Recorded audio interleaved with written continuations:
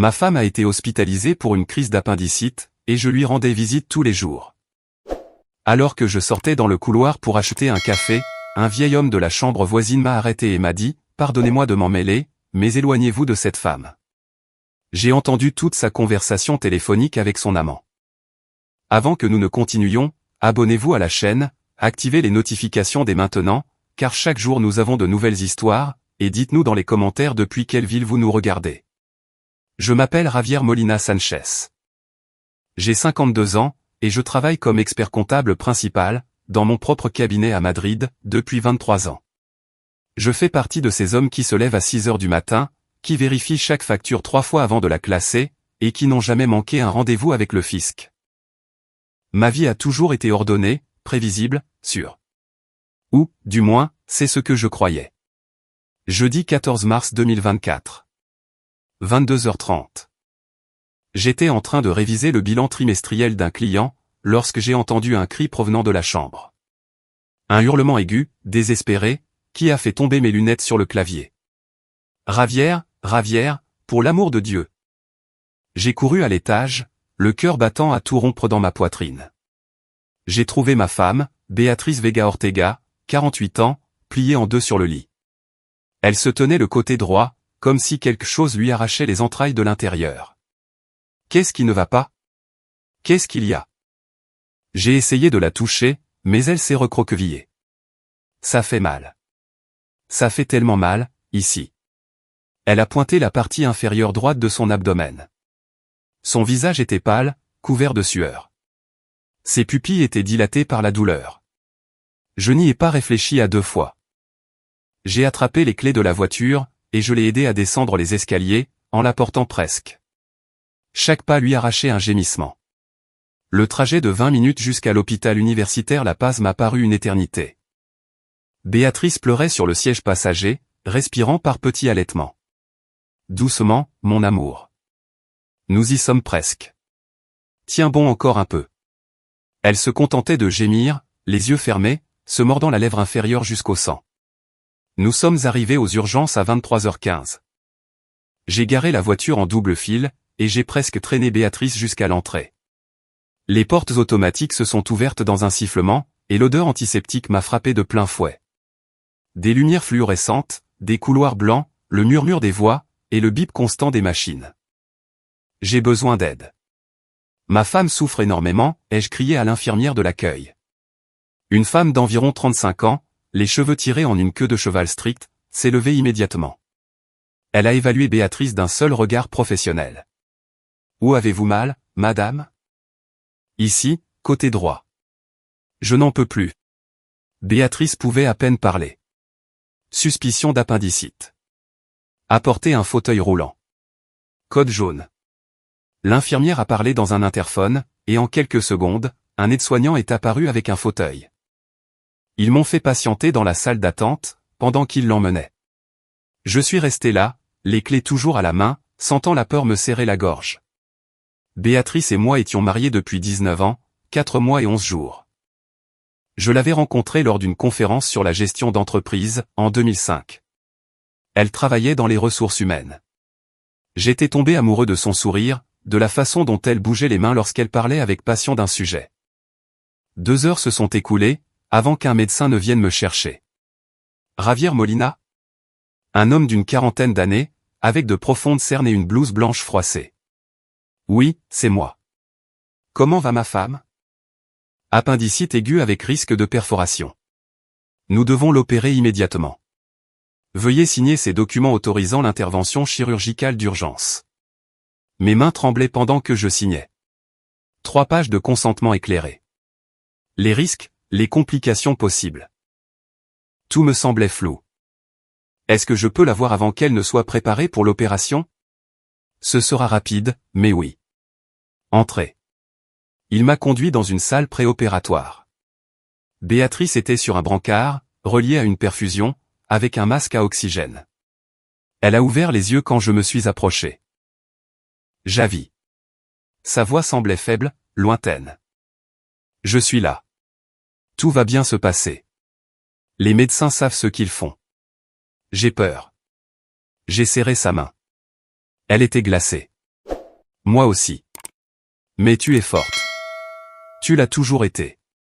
Elle m'a dévisagé pendant quelques secondes, comme si elle voulait me dire quelque chose d'important. Mais ensuite, les infirmières sont entrées et m'ont demandé de sortir. Nous prendrons bien soin d'elle, Monsieur Molina. Je les ai regardés l'emmener au bout du couloir. Les portes du bloc opératoire se sont refermées dans un dernier bruit métallique. Je suis retourné dans la salle d'attente. Il était 2 heures du matin.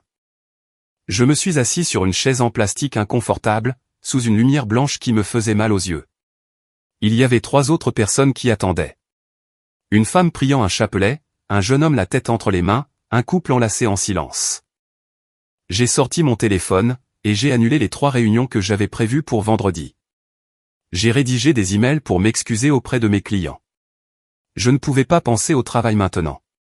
Seulement à Béatrice, et au fait qu'elle devait survivre à cette opération. À 4h15 du matin, le même médecin est réapparu. Monsieur Molina, l'opération a été un succès. Nous sommes intervenus à temps. L'appendice était très enflammé, mais non perforé. Elle s'en remettra complètement. J'ai eu l'impression de pouvoir respirer à nouveau. Quand pourrai-je la voir? Elle restera en salle de réveil pendant environ 2 heures. Ensuite, ils la transféreront dans une chambre. Vous pourrez lui rendre visite à partir de 9 heures du matin. Je vous recommande de rentrer chez vous. De vous reposer un peu. Elle aura besoin de soins pendant ces 5 prochains jours d'hospitalisation. Je reste ici. Le médecin a hoché la tête avec compréhension, et s'est éloigné. Je n'ai pas bougé de cette chaise. Quand l'aube s'est levée, et que j'ai vu la lumière du soleil traverser les fenêtres de l'hôpital, je me suis fait une promesse silencieuse. Je rendrai visite à Béatrice tous les jours, à chaque heure de visite. Je serai là pour elle, comme je l'avais toujours été pendant 19 ans. Je ne savais pas alors que cette promesse me conduirait à découvrir une trahison, qui se préparait en silence depuis des mois. Que le couloir de cet hôpital serait le théâtre où ma vie prendrait un tournant irréversible. Qu'un inconnu m'ouvrirait les yeux sur une vérité que moi, comptable méticuleux et analyste des chiffres, je n'avais jamais vu venir. Tout allait commencer 2 jours plus tard, avec une tasse de café et les mots d'un vieil homme dans la chambre d'à côté. Les 2 jours suivants ne furent qu'un tourbillon de couloirs blancs, d'odeurs d'alcool à friction, et de conversations fragmentées. Le vendredi et le samedi ont fusionné en une routine mécanique. Arrivé à l'hôpital à 9 heures pile. Monté au 3e étage. Chambre 312. Béatrice partageait sa chambre avec une femme âgée, qui toussait constamment. Les murs étaient de ce vert pâle que l'on trouve dans tous les hôpitaux, comme si quelqu'un avait décrété que cette couleur précise transmettait la tranquillité. Béatrice se plaignait de tout. Le matelas trop dur, la nourriture fade, le bruit incessant dans le couloir. J'opinais du chef, je lui apportais des magazines qu'elle ne lisait pas, des fruits qu'elle goûtait à peine. Je restais assis près de son lit heure après heure, l'écoutant énumérer chaque inconfort, tandis que je gardais mon téléphone en sourdine pour ne pas la déranger. Cet endroit est horrible, j'avis. Je n'arrive pas à dormir avec tout ce bruit. Je sais, chérie, mais ce n'est que jusqu'à lundi. Le médecin a dit que si tout se passe bien, tu sortiras. Elle a soupiré de façon dramatique, réajustant sa blouse d'hôpital. Ses cheveux étaient tirés en une queue de cheval désordonnée. Pas de maquillage. Malgré cela, elle restait la femme dont j'étais tombé amoureux près de 20 ans plus tôt. Samedi après-midi, 14h40 pour être exact. J'étais assis depuis 5 heures sur cette chaise en plastique, qui me tuait le dos. Béatrice somnolait après le déjeuner. Son téléphone était sur la table de nuit, l'écran tourné vers le bas. Il vibrait environ toutes les 20 minutes. Des messages qu'elle consultait à son réveil, en tournant légèrement son corps, pour que je ne puisse pas voir l'écran. Je vais chercher un café. Tu veux quelque chose? Elle a secoué la tête sans ouvrir les yeux. Non, vas-y. Je suis sorti dans le couloir, soulagé de pouvoir me dégourdir les jambes. Le corridor était long, avec des portes numérotées des 2 côtés. De grandes fenêtres laissaient entrer la lumière de Mars, créant des rectangles lumineux sur le sol en linoléum. Au bout, il y avait un distributeur automatique, près de la salle d'attente. Je marchais lentement, sentant les muscles de mes jambes protester, après tant d'heures d'immobilité. Je suis passé devant la chambre 311. La porte était entr'ouverte. J'ai réussi à apercevoir un vieil homme assis sur le lit, lisant le journal, avec des lunettes rondes qui glissaient sur son nez. Je suis arrivé au distributeur, j'ai inséré 2 €. La machine a émis un vrombissement mécanique en préparant le café. Le liquide sombre est tombé dans le gobelet en plastique avec un bruit creux.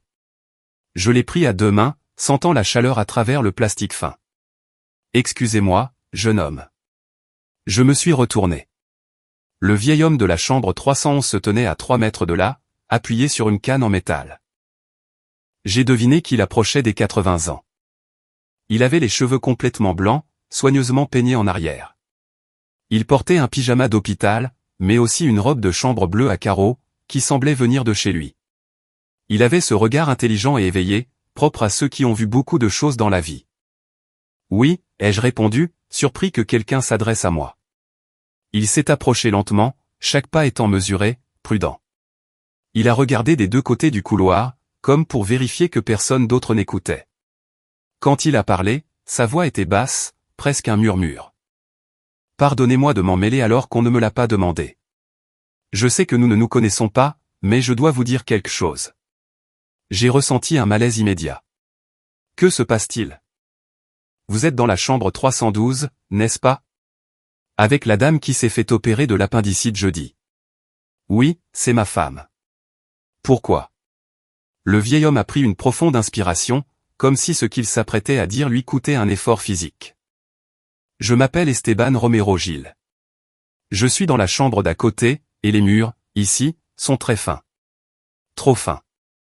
Je ne comprenais pas où il voulait en venir. Le bruit vous dérange? Je peux lui demander de baisser le volume de la télévision. Non, jeune homme, ce n'est pas ça. Il a fait une longue pause. Ses yeux gris m'ont étudié avec quelque chose qui ressemblait à de la compassion. Hier soir, vers 23 heures, je n'arrivais pas à dormir, et j'ai entendu votre femme parler au téléphone. Le café commençait à refroidir entre mes mains. Eh bien, parfois elle appelle ses amis pour. Ce n'était pas une amie. Il m'a interrompu fermement, mais sans dureté. Jeune homme, fuyez cette femme. J'ai entendu tout ce qu'elle a dit au téléphone avec son amant. Ces mots m'ont frappé comme un coup de poing dans l'estomac. Le couloir a semblé s'incliner légèrement. Qu'est-ce que vous dites? Don Esteban m'a regardé droit dans les yeux. Je suis vraiment désolé. Croyez-moi, je ne prends aucun plaisir à être le messager de cela, mais je suis père de 3 enfants, et grand-père de 7 petits-enfants. Si l'un d'eux était à votre place, je voudrais que quelqu'un lui dise la vérité. Vous devez faire erreur, Béatrice ne ferait jamais. L'appelait-elle Gonza? Gonza avec un Z? Elle parlait doucement, mais avec émotion. Elle disait des choses comme « plus que 2 mois et je serai libre ». Puis, il s'est arrêté, mal à l'aise. Et ensuite, quoi? Ma voix a résonné, plus agressive que je ne le voulais. Elle a dit, mot pour mot, cet idiot est tellement aveugle. Quand je sortirai d'ici, je le plumerai, et nous partirons ensemble. Il mérite de se retrouver sans rien après tant d'années à m'ignorer. Le gobelet de café a commencé à trembler dans ma main. Du café chaud s'est renversé sur mes doigts, mais je l'ai à peine senti. Non, vous avez du mal entendre. J'aimerais que ce soit le cas. Croyez-moi. Don Esteban a posé une main sur mon épaule. C'était une main osseuse, couverte de taches de vieillesse, mais le geste était d'une chaleur sincère. Je sais que c'est terrible à entendre, et je comprends si vous ne me croyez pas. Mais je suis marié à mon Amparo depuis 52 ans. Je sais à quoi ressemble le véritable amour. Et ce que j'ai entendu hier soir, ce n'était pas de l'amour, jeune homme. C'était de la trahison. Je me suis dégagé de sa main. Béatrice et moi sommes ensemble depuis 19 ans. 19 ans. Elle ne ferait pas ça. C'est pour cela que ça fait d'autant plus mal. Sa voix était douce, compréhensive. Les plus grandes tromperies viennent toujours de ceux en qui nous avons le plus confiance. Merci de me l'avoir dit, mais je pense qu'il y a un malentendu. J'ai commencé à retourner vers la chambre. Jeune homme, encore une chose. Je me suis arrêté, sans me retourner. Elle a aussi parlé d'argent. Elle a parlé de compte, de virement.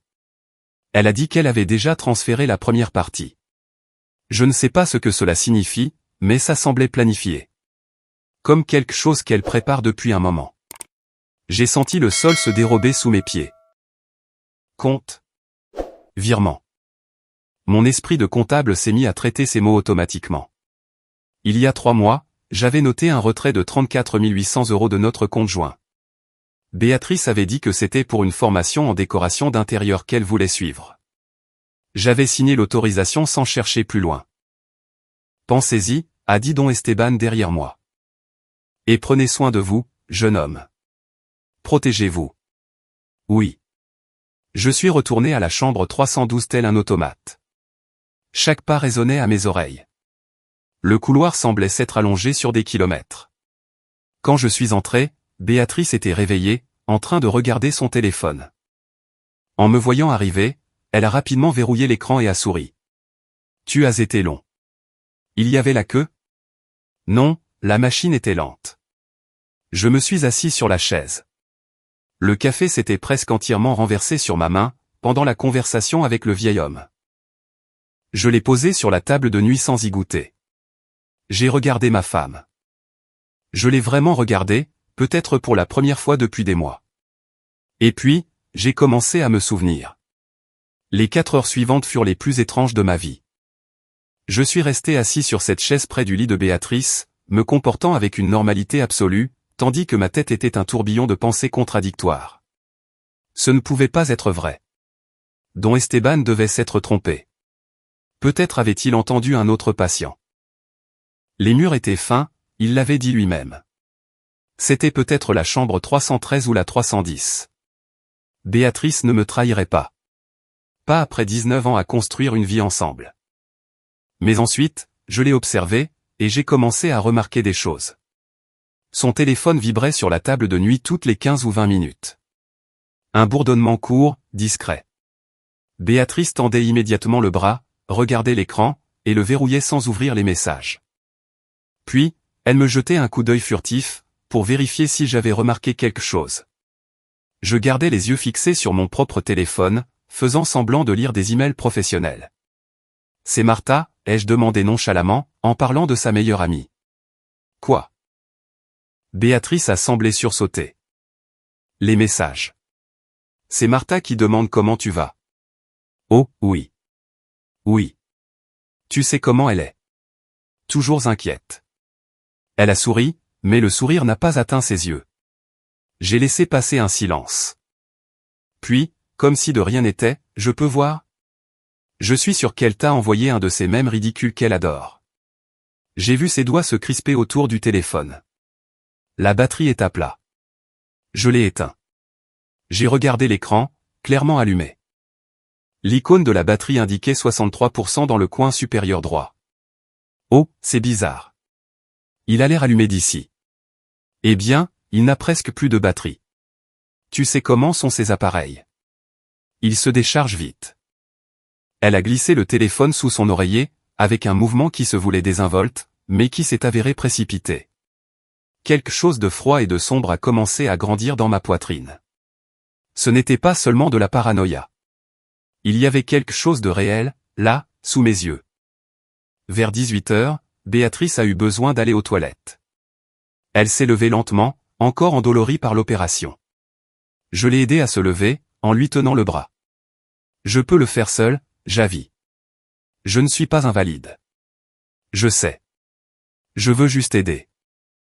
Elle est entrée dans la salle de bain, et a fermé la porte. Et là, elle a commis une erreur.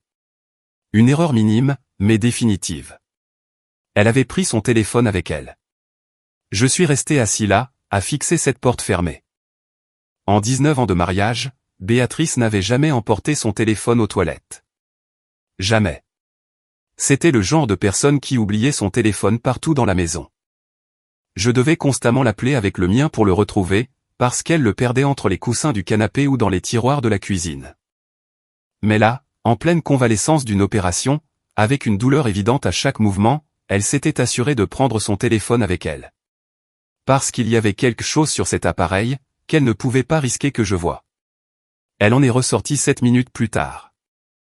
7 minutes, c'est long pour un passage aux toilettes quand on vient d'être opéré de l'abdomen. Ses joues étaient légèrement empourprées, et elle arborait une expression que je n'arrivais pas à déchiffrer. Culpabilité, excitation, ou les deux? Ça va? Tu as l'air rouge. Il fait chaud ici. Le chauffage est trop fort. Elle s'est recouchée prudemment, s'installant sous les couvertures. Le téléphone est retourné sous l'oreiller. J'ai décidé de tenter quelque chose.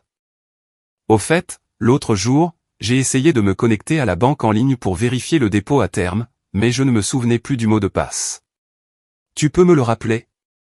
Béatrice m'a regardé avec une expression neutre. Trop neutre. C'est le même que d'habitude. La date de notre anniversaire. J'ai essayé celui-là. Ça n'a pas marché. Eh bien, je ne sais pas, Javi. Je ne touche pas à ces choses-là. C'est toi qui gères tout ce qui concerne l'argent. C'était un mensonge. Un mensonge absolu. Je lui avais donné un accès total à tous les comptes, des années auparavant. J'avais même insisté pour qu'elle passe en revue les relevés mensuels, afin qu'elle sache exactement combien nous avions. Béatrice disait toujours qu'elle me faisait confiance, que ces choses l'ennuyaient. Mais maintenant, elle prétendait ne toucher à rien de ce qui touchait à l'argent. Don Esteban avait raison.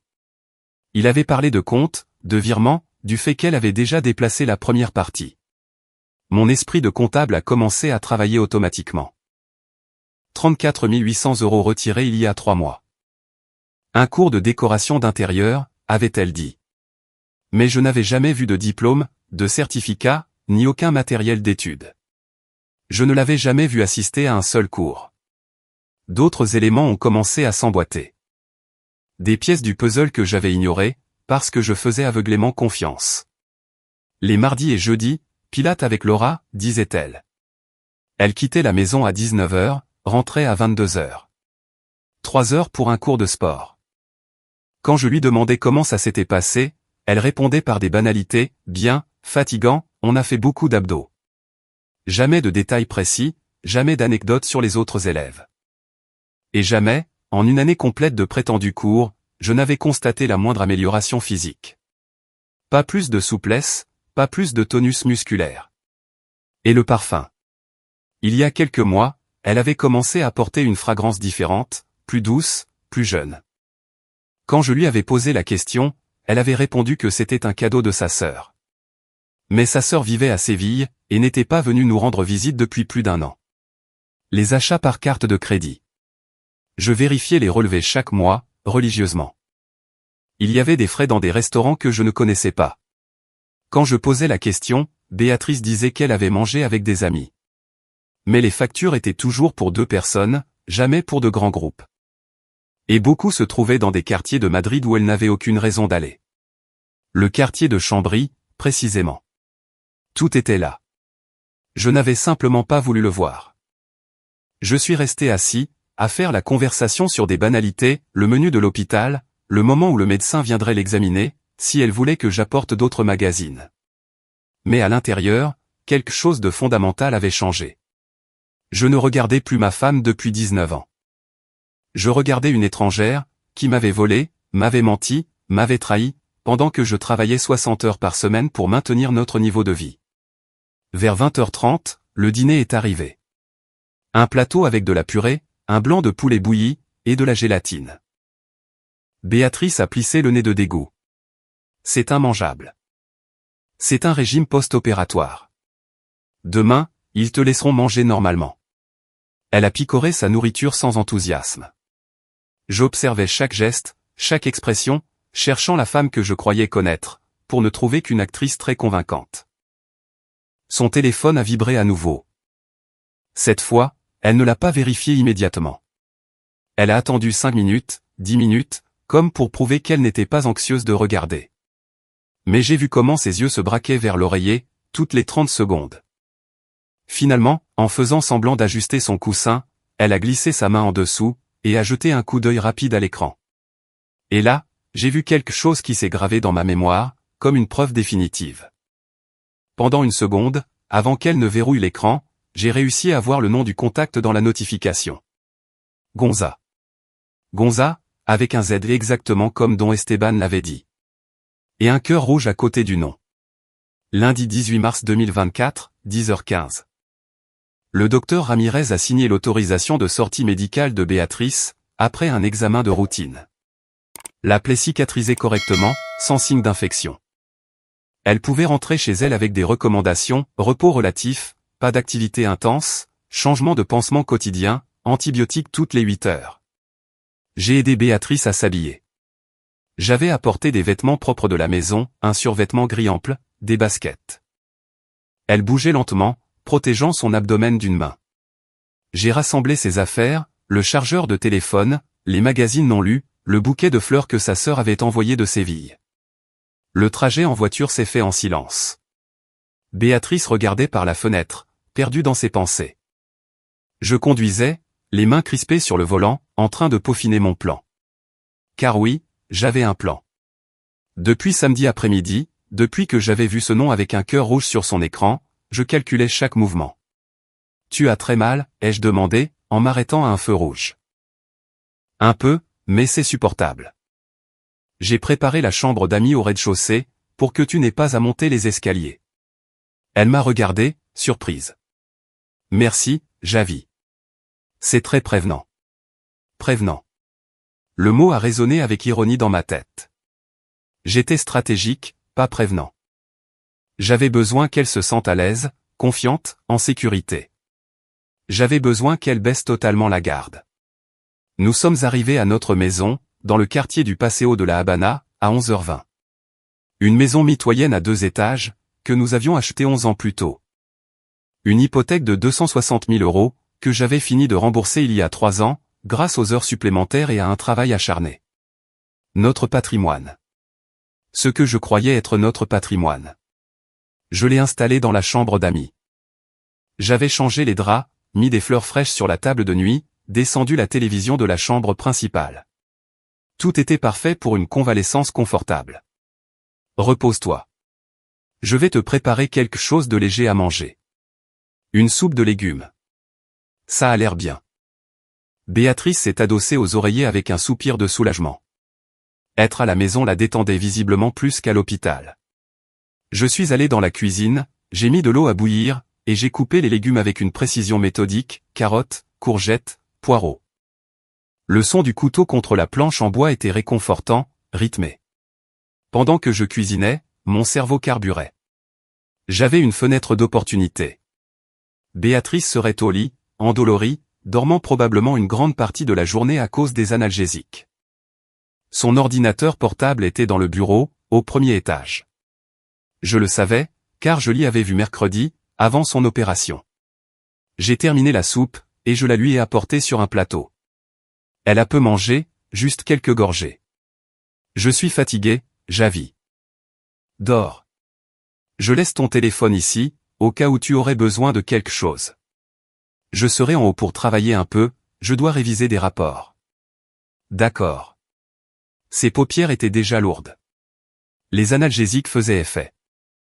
J'ai attendu 20 minutes, assis sur le canapé du salon, en comptant chaque seconde. Puis, je suis monté lentement par l'escalier moquetté, sans faire le moindre bruit. Je me suis arrêté devant la chambre d'amis. La porte était entr'ouverte. J'ai regardé à l'intérieur. Béatrice dormait, d'une respiration profonde et régulière. Le téléphone reposait sur la table de nuit à côté d'elle, l'écran éteint. Je suis monté au premier étage. Mon bureau était sur la gauche, rempli de classeurs et de documents clients. Le bureau partagé était sur la droite, avec 2 bureaux face à face. Le mien toujours bien rangé. Celui de Béatrice, plus décoratif que fonctionnel.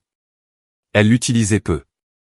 Son ordinateur portable était fermé sur le bureau, un modèle argenté de 14 pouces. Je l'ai ouvert. L'écran s'est allumé, demandant un mot de passe. C'était le moment du pari.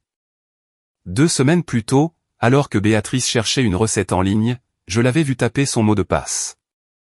Je n'avais pas consciemment essayé de le mémoriser, mais mon esprit de comptable retient les chiffres et les modèles automatiquement. J'ai tapé « Béatrice 2005 ». Erreur. Mot de passe incorrect. J'ai essayé des variantes. Béatrice Vega 2005. B 2005. Vega Béatrice. Rien n'a marché. J'ai senti des sueurs froides dans mon cou. Je n'avais plus qu'un essai avant que le système ne me bloque. Puis, je me suis souvenu de quelque chose. Quand nous nous étions rencontrés à cette conférence, elle avait 29 ans. C'était en 2005. Elle était née en 1976. Béatrice 1976. L'écran s'est déverrouillé. J'y étais. Je n'ai rien touché immédiatement. J'ai juste regardé le bureau numérique. Des dossiers organisés, recettes, photos, documents, factures. Et un dossier que je n'avais jamais vu auparavant, privé personnel. J'ai double-cliqué. À l'intérieur, il y avait des sous-dossiers avec des dates, octobre 2023, novembre 2023, décembre 2023, janvier 2024, février 2024, mars 2024. Le plus ancien était avril. Des captures d'écran de conversation WhatsApp, des dizaines. Tout avec le même contact, Gonza. J'ai commencé à lire, et chaque mot était un poignard. Plus pour très longtemps, mon amour. En juin, je demanderai le divorce et nous partirons. Tu es sûr qu'il ne se doute de rien? Pas du tout. Javier est un robot. Il ne vit que pour travailler. Il ne me regarde même plus. Tu mérites tellement mieux, Béa. On va être tellement heureux ensemble. Je sais. Et avec la moitié de son argent, on pourra voyager comme j'en ai toujours rêvé. Les captures d'écran continuaient. Des messages de bonne nuit pleins d'émojis cœur. Des plans pour se voir les mardis et jeudis. Des références à « notre appartement », le « nid d'amour » à Chambry. Des photos. Il y avait des photos. Béatrice avec un homme que j'ai estimé au début de la quarantaine. Brun, musclé, un sourire de publicité pour dentifrice, enlacé sur un canapé que je ne connaissais pas, s'embrassant devant un miroir. Elle portait des sous-vêtements que je ne lui avais jamais vus. De la lingerie chère, qu'elle ne gardait certainement pas dans notre placard. J'ai sorti mon téléphone, et j'ai photographié chaque capture d'écran, chaque conversation, chaque image compromettante. 37 photos au total. Des preuves irréfutables.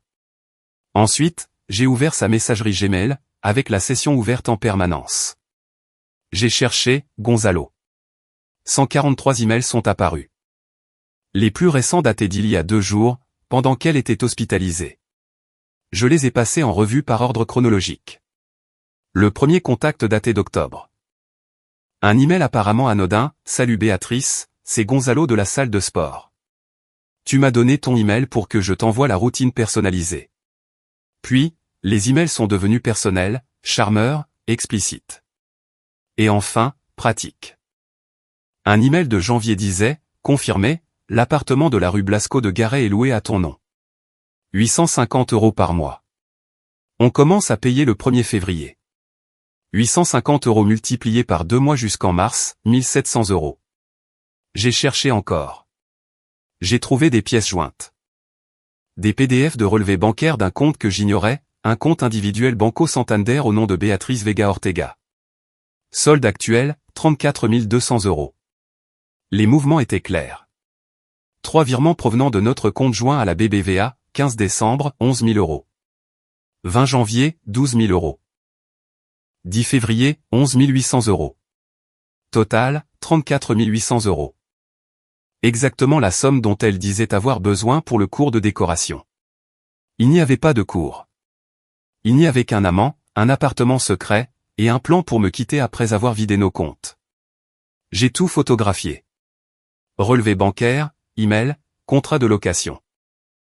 42 autres photos ajoutées aux 37 précédentes. 79 pièces à conviction d'une trahison méticuleusement planifiée sur 5 mois. J'ai tout fermé avec soin, laissant l'ordinateur exactement comme je l'avais trouvé. Je suis redescendu en silence. Béatrice dormait toujours. Son téléphone a vibré sur la table de nuit, Gonza appelle. J'ai quitté la maison, je suis monté dans la voiture, et là, je me suis enfin autorisé à ressentir la rage, la douleur, l'humiliation.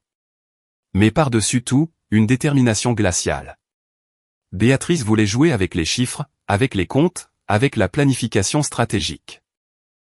Elle avait choisi de tromper le mauvais homme. Parce que j'étais comptable.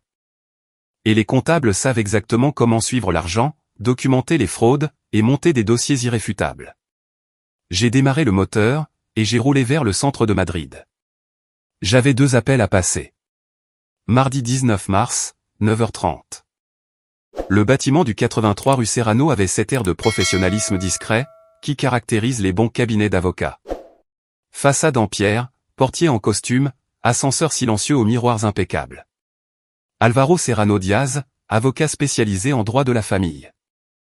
Miguel Angel, un client qui avait traversé un divorce compliqué 2 ans auparavant, me l'avait recommandé.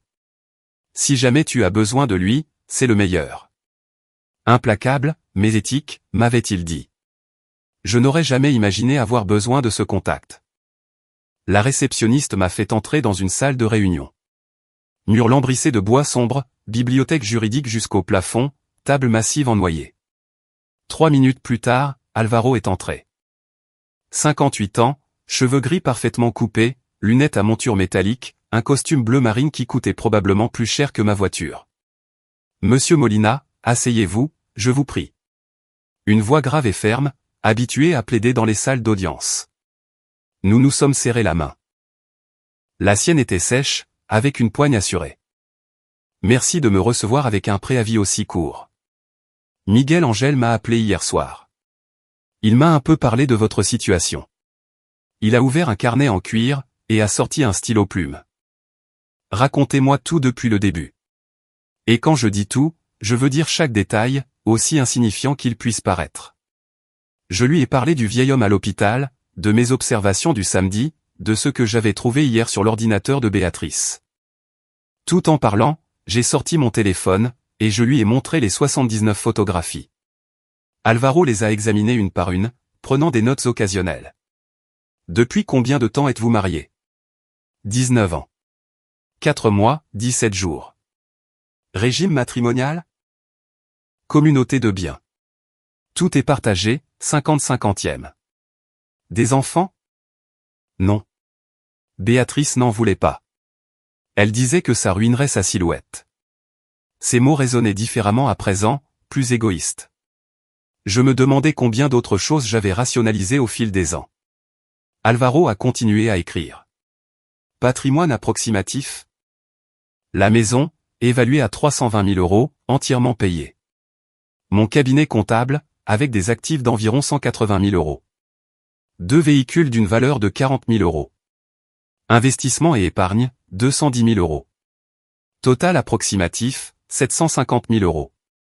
Tous générés pendant le mariage. Oui. Je suis entré avec des dettes universitaires. Elle, avec pratiquement rien. Alvaro a cessé d'écrire, et m'a regardé directement. Donc, légalement, elle a droit à la moitié, 375 000 euros. J'ai encaissé le coût de ce chiffre. Près de 20 ans de travail, divisé avec quelqu'un qui prévoyait de me trahir. Mais voici la partie intéressante, a ajouté Alvaro en pointant mon téléphone. Elle a détourné unilatéralement des fonds conjugaux, et dissimulé des informations financières. C'est un détournement de biens communs. De plus, elle entretient une relation extra-conjugale documentée. Bien que l'adultère ne soit plus une infraction pénale en Espagne. Cela reste pertinent dans une procédure civile de divorce, surtout lorsqu'il s'accompagne d'une fraude économique. Qu'est-ce que cela signifie concrètement? Cela signifie que nous pouvons demander un partage inégal des biens. Ce n'est pas automatique. Ça doit être prouvé. Mais avec cette documentation, a-il fait un geste vers mon téléphone. Nous avons un dossier solide. Nous pourrions viser une répartition de 70/30 en votre faveur. Peut-être même plus. 70%. 525 000 euros. J'ai ressenti quelque chose comme de l'espoir, pour la première fois en 3 jours. Quelle est la prochaine étape? Nous avons besoin de plus d'informations. Vous avez trouvé 34 800 euros détournés. Mais si cela dure depuis des mois, comme l'indique l'historique des messages, il pourrait y avoir d'autres mouvements que vous ignorez. Alvaro a tapoté la table de ses doigts. J'ai besoin que vous engagiez un détective privé.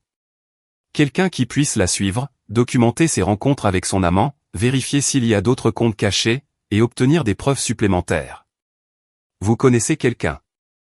Il a griffonné un nom et un numéro sur une carte. Félix Navarro. Il travaille régulièrement pour moi sur des affaires compliquées. Discret, professionnel, et ses rapports sont recevables au tribunal. Dites-lui que vous appelez de ma part. J'ai rangé la carte dans mon portefeuille. Combien de temps tout cela va-t-il prendre? Un divorce contentieux à Madrid prend généralement entre 8 et 12 mois, du dépôt de la requête jusqu'au jugement définitif. Mais nous ne déposerons rien. Tant que nous n'aurons pas le dossier complet. J'ai besoin que vous continuiez à vous comporter avec une normalité absolue. Elle ne doit pas se douter que vous savez quoi que ce soit. Plus elle agira en confiance, plus elle commettra d'erreurs. Et pour l'argent? En attendant, peut-elle continuer à transférer des fonds? Nous allons agir intelligemment, a poursuivi Alvaro en se penchant en avant. Vous êtes expert comptable indépendant. Vous avez le contrôle sur la comptabilité du foyer. Commencez à déplacer des actifs vers des comptes professionnels légitimes. Je ne parle pas de cacher de l'argent, ce serait illégal. Je parle de restructurer vos finances. De manière à ce que les liquidités soient protégées dans des comptes d'entreprise, qu'elles ne peuvent pas toucher unilatéralement. Le moment venu, tout sera déclaré et divisé. Mais d'ici là, c'est protégé. Et pour les comptes joints, pour l'instant, n'y touchez pas. Si vous les gelez, elle saura que vous avez découvert quelque chose. Mais surveillez-les quotidiennement. Si vous voyez des mouvements importants et suspects, appelez-moi immédiatement, et nous demanderons des mesures conservatoires urgentes. Nous avons passé l'heure suivante à passer en revue la stratégie juridique. Alvaro m'a expliqué les termes techniques, dissolution du régime matrimonial, liquidation de la communauté de biens, prestations compensatoires pour disparité financière. Tout cela semblait clinique, froid. Réduire 19 ans de mariage à des paragraphes juridiques et des chiffres sur un bilan. Une dernière chose, Ravière, a conclu Alvaro en fermant son carnet. Ça va faire mal émotionnellement. Je veux dire, vous allez devoir continuer à vivre avec elle, à prendre soin d'elle, à faire semblant que tout va bien, pendant que nous rassemblons des preuves. Ce sera la performance la plus difficile de votre vie. Pouvez-vous le faire? J'ai pensé à Béatrice dormant paisiblement à la maison, persuadée que sa tromperie était toujours intacte. J'ai pensé à chaque heure supplémentaire que j'avais travaillé pour payer cette maison. À chaque vacances annulée pour m'occuper de mes clients, à chaque anniversaire célébré en croyant que nous construisions quelque chose ensemble. Je peux le faire. Bien. Tenez-moi informé de tout, et appelez Félix aujourd'hui. J'ai quitté le bureau à 11h30. La journée était ensoleillée, la température agréable. La rue Serrano grouillait de monde, des gens qui faisaient du shopping, qui prenaient un café aux terrasses. La vie normale. Tous ces inconnus vivaient leur vie, tandis que la mienne était devenue une opération sous couverture. J'ai appelé Félix Navarro depuis ma voiture. Une voix rauque de fumeur. Un accent madrilène à couper au couteau. Recommandation d'Alvaro Serrano. Retrouvons-nous cet après-midi. Vous connaissez la cafétéria Nebraska, à Martin? J'y serai à 16h. Apportez tout ce que vous avez. Photos, documents, chronologie. Plus j'en saurai, meilleur sera mon travail. Il a raccroché sans dire au revoir. Je suis rentré chez moi. Il était 12h15. Béatrice était réveillée, assise dans son lit avec plusieurs oreillers dans le dos, regardant la télévision. Une émission de cuisine, où des chefs se hurlaient dessus. Où étais-tu? Son ton était désinvolte, mais il y avait une note de vigilance. Je suis passé au bureau récupérer des documents urgents. Comment tu te sens? Mieux. Moins mal. Elle a souri. Ce sourire qui me faisait fondre des années auparavant, et que je ne voyais plus désormais que comme un masque. Tu as mangé quelque chose? Les biscuits que tu avais laissés. Je n'ai pas très faim. Je lui ai préparé un thé, que je lui ai apporté avec 2 antidouleurs. Je me suis assis dans le fauteuil à côté du lit. Merci de prendre soin de moi, Javi. Je sais que ton travail est important, et tu sacrifies de ton temps. Sacrifier de mon temps. L'ironie me brûlait la langue, mais j'ai gardé une expression neutre. Tu es ma priorité, Béa. Tu l'as toujours été. Et là, dans ses yeux, j'ai vu quelque chose qui confirmait tout, un éclair de culpabilité, si fugace que quelqu'un de moins attentif l'aurait manqué. Mais j'étais comptable. Je vivais pour voir les détails que les autres ignoraient. Elle savait qu'elle ne méritait pas mes soins. Et je savais que bientôt, très bientôt, je n'aurais plus besoin de faire semblant. Les 10 jours suivants furent du pur théâtre, une performance digne d'un prix. Chaque geste, chaque mot, chaque regard était soigneusement calibré pour projeter l'image du mari dévoué que Béatrice avait besoin de voir, pendant qu'elle complotait ma ruine. Je suis devenu le mari parfait, ce que je n'avais probablement jamais été, mais que j'incarnais désormais à la perfection. Mercredi 20 mars. Je me suis réveillé tôt. J'ai préparé le petit déjeuner avant qu'elle ne se lève. Pain grillé à l'huile d'olive, jambon serrano, jus d'orange fraîchement pressé. Je l'ai apporté sur un plateau dans la chambre d'amis. Béatrice a ouvert les yeux, surprise par l'odeur du café. Bonjour. Comment tu te sens? Mieux chaque jour. Elle s'est assise avec moins de difficulté que la veille. La plaie guérissait bien. Tu n'étais pas obligé de faire ça, Javi. J'en ai envie.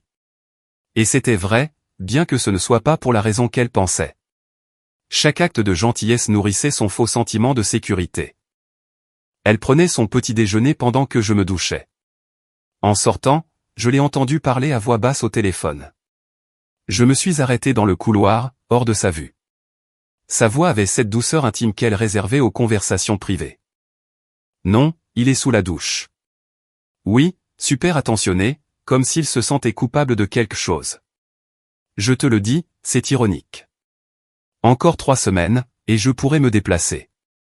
Moi aussi tu me manques, mon amour. Chaque mot était du poison, mais j'ai gardé une respiration calme, les mains détendues. Je suis entré dans la chambre en sifflotant, comme si je n'avais rien entendu. Jeudi 21. J'ai changé les pansements de sa plaie chirurgicale. L'incision était petite, 3 cm dans le cadran inférieur droit de son abdomen. Je l'ai nettoyé avec un antiseptique, j'ai placé une nouvelle compresse, et je l'ai fixé avec du ruban adhésif hypoallergénique. Mes mains étaient fermes, professionnelles. Tu as les mains douces, m'a-t-elle dit. Tu aurais dû être infirmier. Je préfère les chiffres au sang. Toujours avec tes chiffres, a-t-elle ri, comme si mes chiffres n'étaient pas précisément ce qui allait me sauver. Cet après-midi-là, Félix Navarro est arrivé, pendant que Béatrice faisait la sieste. Je l'ai rapidement fait entrer dans le salon. Une 50aine d'années, corpulence robuste, veste en cuir usé, et des yeux qui ne manquaient aucun détail. J'ai examiné ce que vous m'avez envoyé. Votre femme est imprudente. Ça facilite le travail. Il a sorti une tablette, et m'a montré des photos qu'il avait déjà prises. Béatrice entrant dans un bâtiment de la rue Blasco de Garay. Béatrice avec un homme brun et musclé, s'embrassant dans l'embrasure d'une porte. Gonzalo Ruiz Campos. 45 ans, entraîneur personnel à la salle de sport métropolitain d'Arturo Soria. Marié, 2 enfants. Il a un mode opératoire. Un mode opératoire? Ce n'est pas sa première fois. J'ai fait quelques recherches. 2 autres femmes au cours des 3 dernières années. Toutes les 2 mariées, toutes les 2 avec de l'argent. L'une a perdu 40 000 € avant que son mari ne le découvre, l'autre 62 000 €. C'est un escroc professionnel. J'ai ressenti de la rage, mais aussi quelque chose comme une sombre satisfaction. Béatrice ne faisait pas que me trahir, elle se faisait également utiliser. De combien de temps avez-vous besoin pour le rapport complet? 2 semaines. Surveillance quotidienne, photographie, relevé de ses déplacements. Nous allons aussi suivre ses finances à lui. S'il est marié, et qu'il reçoit de l'argent de votre femme, cela ajoute des complications juridiques intéressantes pour votre dossier. Faites ce qu'il faut. Félix est reparti aussi discrètement qu'il était arrivé. Vendredi 22. J'ai emmené Béatrice chez le médecin pour son contrôle post-opératoire. Le médecin a confirmé la bonne évolution. Elle pouvait maintenant se doucher, marcher sur de courtes distances, monter les escaliers prudemment. Dans une semaine, elle pourrait reprendre ses activités normales, faire de l'exercice léger après 3 semaines. Béatrice a souri de manière radieuse. Sa liberté de mouvement signifiait sa liberté de retourner voir son amant. Les jours suivants, j'ai mis en place une routine domestique parfaite. Je lui préparais ses plats préférés. Paella le dimanche, poisson au four le mardi, pâte aux champignons le jeudi. Je mettais ses séries préférées sur Netflix, je lui massais les pieds pendant que nous regardions la télévision. J'étais la version idéalisée du mari attentionné, ce que j'aurais peut-être dû être avant, mais que je jouais désormais dans un but calculé. Et ça a marché. Béatrice s'est visiblement détendue. Sa garde baissait un peu plus chaque jour. Mardi 27 mars, au soir. Nous dînions dans la cuisine. J'avais préparé du saumon aux légumes, servi avec du vin blanc frais, et une conversation légère sur des choses sans importance. Son téléphone a sonné. Elle a regardé l'écran. C'est Laura. Je lui ai dit que je l'appellerais après le dîner. Répond, ce n'est pas grave, je vais débarrasser. Tu es sûr? Merci, chérie. Elle est sortie dans le jardin avec le téléphone. Ce n'était pas Laura. Je le savais, parce que Laura, sa prétendue amie du Pilate, m'avait écrit 3 jours plus tôt pour prendre des nouvelles de la santé de Béatrice. Je ne l'ai pas vue depuis des mois, disait le message. J'avais immédiatement supprimé la conversation. J'ai lavé la vaisselle lentement, pour lui laisser du temps. Puis, je suis monté silencieusement dans la chambre principale. La fenêtre donnait sur le jardin arrière. J'ai ouvert le rideau, juste d'1 centimètre. Béatrice était assise sur le banc en bois, sous l'oranger. Elle parlait avec animation, gesticulant de sa main libre. Même de cette distance, je pouvais voir le sourire sur son visage. Ce sourire qui ne m'était plus destiné. J'ai sorti mon téléphone, j'ai ouvert l'application dictaphone, et j'ai entrouvert la fenêtre de 5 centimètres supplémentaires. L'air frais de la nuit est entré, et sa voix est parvenue jusqu'à moi, clairement. Être coincé dans une maison avec lui comme ça, c'est d'un ennui. Gonza, il parle de travail tout le temps. Silence, pendant qu'elle écoutait la réponse. Non, il ne se doute de rien. Je te jure, il est aussi amoureux qu'un petit chiot. Il me fait même des massages des pieds. Rire. Je sais que ça semble cruel, mais c'est la vérité. C'est comme ça depuis 19 ans. Moi à m'occuper de la maison, à être la femme parfaite, pendant qu'il s'enterre sous les factures. Nouveau silence.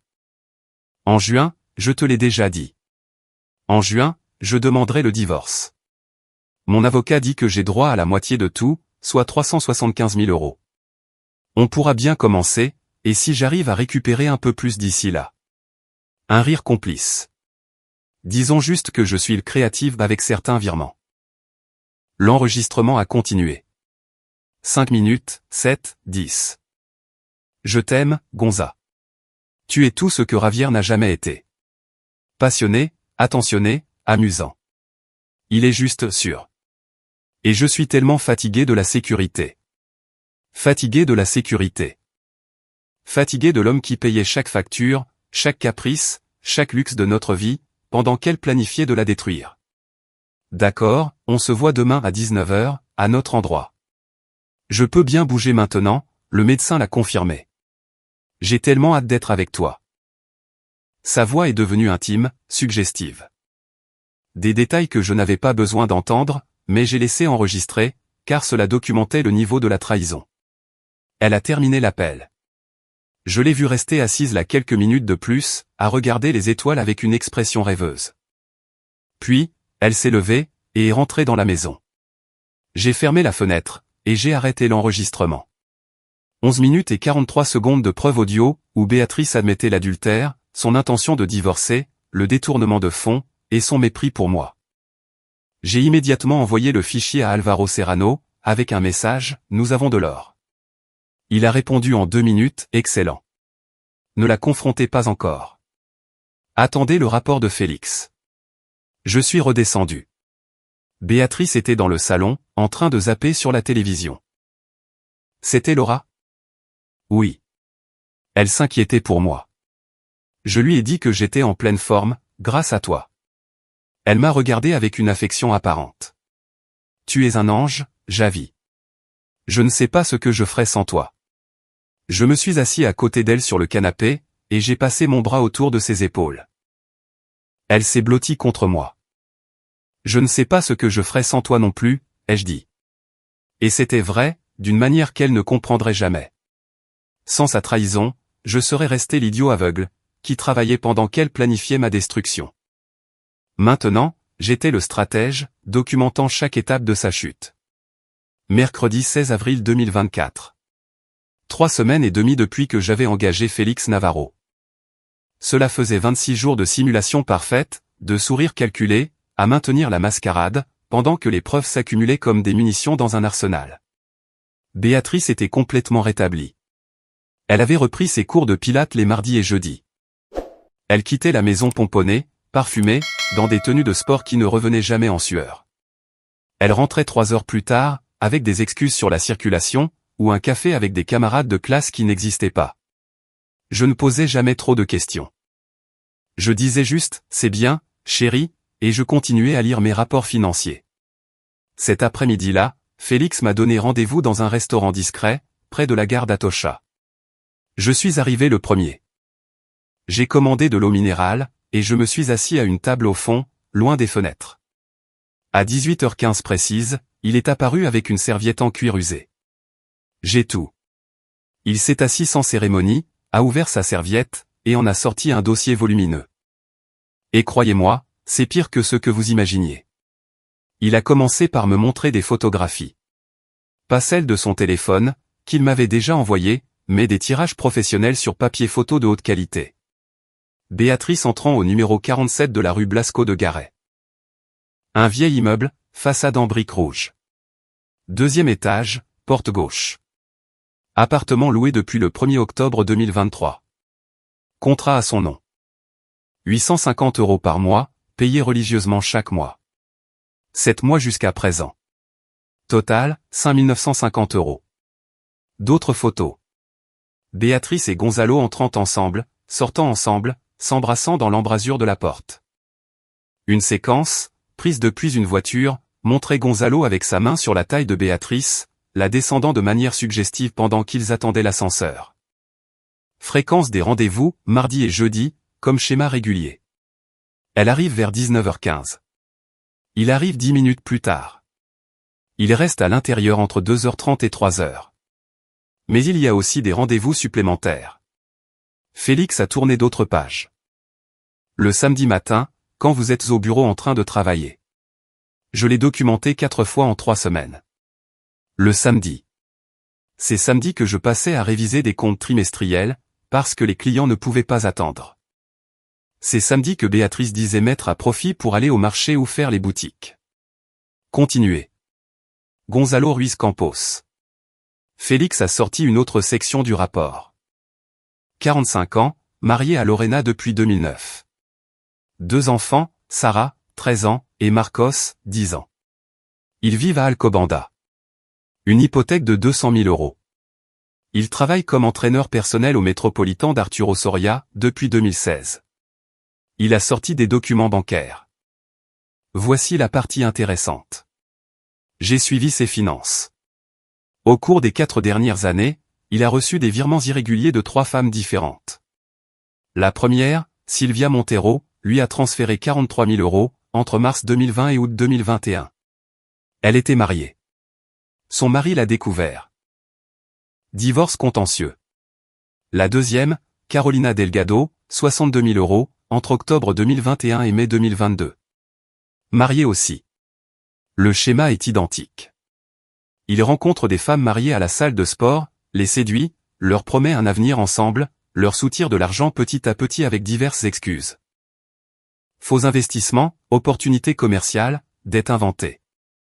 J'ai senti quelque chose se tordre dans mon estomac. Et avec Béatrice? Félix a tourné une autre page.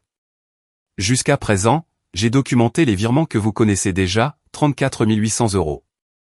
Mais il y a plus. Il a pointé un relevé bancaire d'un compte que je ne reconnaissais pas. Elle a ouvert un deuxième compte individuel chez Kexabank en janvier. Elle y a déposé des espèces. 5 cents par-ci, 7 cents par-là, 1000. De petites sommes, qui n'éveillent pas les soupçons des banques. Total cumulé, 8 300 €. 43 100 € au total. Presque une année de mon travail.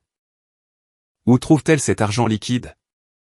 De petits retraits aux distributeurs automatiques, sur votre compte joint. 200, 300 € à chaque fois. Des choses qui passent inaperçues dans un flux normal. Elle vend aussi des choses en ligne, vêtements, chaussures. Accessoires. J'ai vérifié sur Vinted et Wallapop.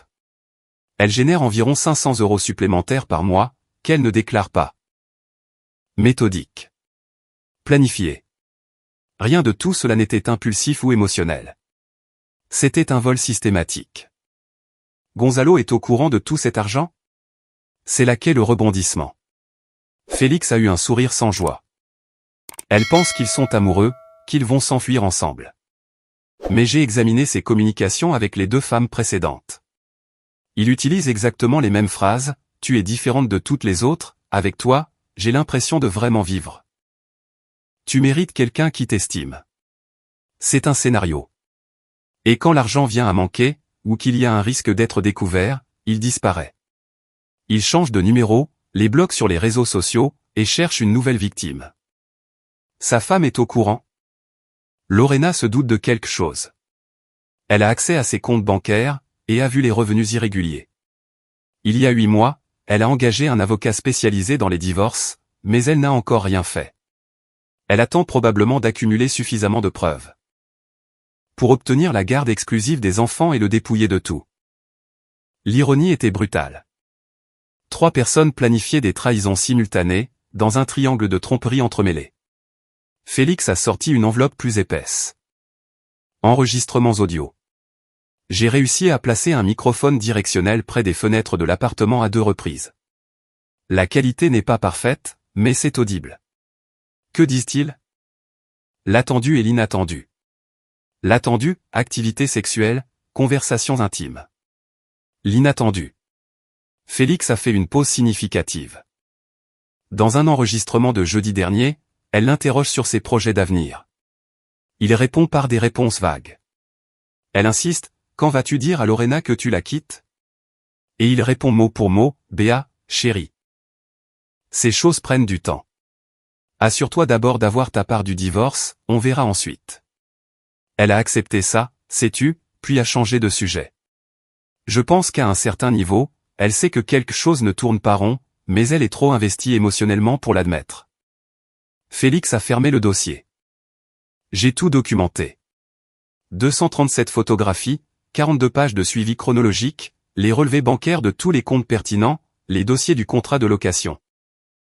Et la documentation sur les antécédents de Gonzalo avec les 2 autres femmes. C'est suffisant pour la détruire dans n'importe quel tribunal. J'ai payé l'addition. Félix m'a tendu une clé USB, contenant des copies numériques de l'ensemble. Faites-le vite, a-t-il dit avant de partir. Plus vous attendrez, plus il y aura d'argent qui disparaîtra. J'ai conduit jusqu'à la maison en pilote automatique. Le dossier reposait sur le siège passager, comme la preuve physique de la mort de mon mariage. Je suis arrivé à 20h30. Béatrice était dans la cuisine, en train de préparer une salade. « Salut, chérie. Tu es en retard. Réunion avec un client compliqué. » « Mon pauvre. Viens, le dîner est presque prêt. » Je me suis assis à table. Elle a servi du poulet rôti avec des pommes de terre. Nous avons discuté de choses insignifiantes, la météo, une série qu'elle regardait, les projets pour le week-end. Et moi, je pensais, cette femme me vole systématiquement, prévoit de m'abandonner, et remet des années de notre travail à un escroc professionnel, qui va l'utiliser et la jeter comme il l'a fait avec 2 autres avant elle. Mais je pensais aussi, elle doit apprendre. Elle doit comprendre que les actes ont des conséquences, mesurées, définitives et permanentes. Ce soir-là, je suis monté au bureau après le dîner. J'ai appelé Alvaro Serrano. J'ai le rapport complet de Félix. Il est dévastateur. Envoyez-le-moi ce soir. Demain, nous commencerons à préparer la requête. Combien de temps avant que ce soit prêt? 1 semaine pour le brouillon, puis la révision. J'estime que dans 10 jours, nous aurons tout prêt pour le dépôt. 10 jours. 240 heures avant que je puisse faire tomber le masque. J'ai raccroché. J'ai regardé par la fenêtre du bureau. Béatrice était de nouveau dans le jardin, au téléphone. Elle parlait avec lui, riait, planifiait un avenir qui n'existerait jamais. Et j'ai ressenti quelque chose d'étrange. Pas de la rage. Pas de la douleur. Juste une détermination froide, comme la glace en hiver. Vendredi 26 avril 2024.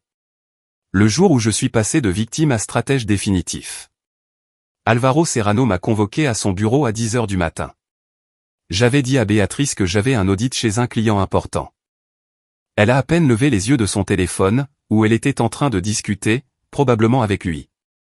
D'accord, chérie, ne rentre pas trop tard pour le déjeuner. Je ferai de mon mieux. Le cabinet d'avocats arborait son efficacité habituelle. Réceptionniste impeccable, café servi dans une tasse en porcelaine, odeur de papier juridique et d'ambition professionnelle. Alvaro m'attendait avec 3 collaborateurs, 2 jeunes avocats et une avouée d'une 50aine d'années, nommée Mercedes Ortiz.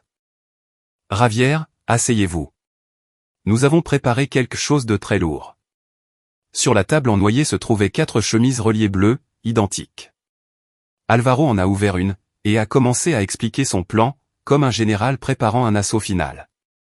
Requêtant divorce contentieux pour les motifs suivants, rupture irréversible du lien matrimonial, infidélité documentée et prouvée, et détournement de biens communs. Son index suivait les paragraphes juridiques pendant qu'il parlait. Comprend 183 pages de documents en annexe. Le rapport complet du détective privé avec 237 photographies numérotées et datées. Des relevés bancaires de 5 comptes différents. Des enregistrements audio transcrits et certifiés par un expert judiciaire. Des captures d'écran de conversations électroniques. Authentifiées par un acte notarié, que nous avons fait dresser hier. Un acte notarié ? Nécessaire pour que les captures d'écran soient recevables. Hier après-midi, pendant que vous occupiez votre femme, un notaire a certifié le contenu numérique de son ordinateur portable, grâce à une procédure légale établie. Béatrice a signé une autorisation générale d'accès aux appareils partagés. Lors de l'achat de la maison. Vous vous en souvenez ? C'était dans les actes de propriété. Je ne m'en souvenais pas spécifiquement, mais Alvaro, si. C'est pour ça qu'il facturait 300 € de l'heure. Deuxième partie, a-t-il continué en tournant les pages. Demande de mesures conservatoires urgentes. Nous demandons le gel immédiat de tous les comptes bancaires conjoints, et de ces comptes individuels, où des fonds provenant du mariage ont été détectés. Nous demandons également un inventaire notarié des biens, maisons, véhicules, contenus de la maison. Part d'entreprise. Tout doit être bloqué jusqu'à la résolution finale. Mercedes Ortiz, l'avouée, est intervenue d'une voie professionnelle, les mesures conservatoires sont déposées en même temps que la requête. Le tribunal a 48 heures pour statuer sur l'urgence. Avec la documentation que nous avons, il est très probable que le juge les accorde immédiatement. Troisième partie, Alvaro a désigné une autre section. Réclamation économique. Nous demandons une répartition des biens à 70/30 en votre faveur, pour son enrichissement injuste via l'appropriation de fonds. De plus, nous demandons une indemnité supplémentaire de 50 000 €. Pour le préjudice moral causé par l'infidélité planifiée et la tromperie prolongée. 70% de 750 000 €, 525 000 €. Plus 50 000 € d'indemnisation. 575 000 € au total. Est-ce réaliste ? Avec ce niveau de documentation ? Oui. J'ai vu des juges accorder des répartitions à 80/20 avec moins de preuves. Votre femme a commis 3 erreurs fatales, tout documenté électroniquement, sous-estimé votre capacité à la démasquer, et volé de manière traçable. Alvaro a fermé le dossier. Quatrième et dernière partie. Demande de restitution immédiate des 43 100 € détournés. Si elle ne les restitue pas volontairement, nous demanderons la saisie préventive de ses biens personnels.